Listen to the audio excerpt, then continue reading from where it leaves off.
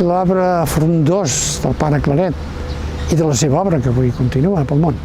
Aquest arbre frondós té unes arrels.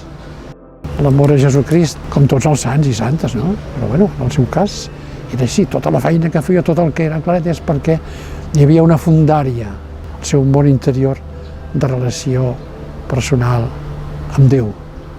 Pare Claret va entendre que havia de viure una vida de comunicació, de diàleg amb Déu, i aleshores de seguida va comprendre de jovenet que a la paraula de Déu, a la Bíblia, hi trobaria les claus de lectura.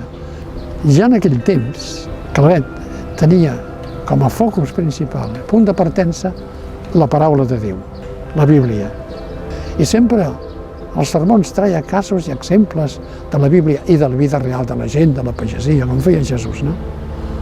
Ell mateix explica que ja de seminarista ja rebent bons consells dels seus formadors, en concret del bisbe Corcuera, i es va dedicar ja d'estudiant a llegir, meditar cada dia 2 capítols de la Bíblia, de tota la Bíblia, i en alguns mesos de l'any 2, 3 o 4 capítols. Però a més, ell feia les estones de pregària personal intensiva de comunicació amb el Senyor, però sempre il·luminat per la paraula de Déu, que era la seva clau de lectura.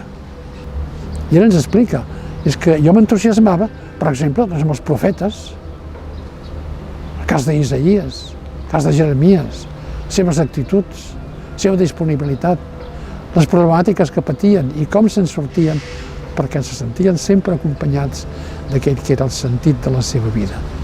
Nosaltres, cada setmana o cada dia, ens sembla, però cada setmana la tenim a la missa. Hem de vigilar molt que no ens passi de llarg, perquè hi tenim el gran nodriment, el nodriment substancial i autèntic de la nostra vida, la paraula de Déu.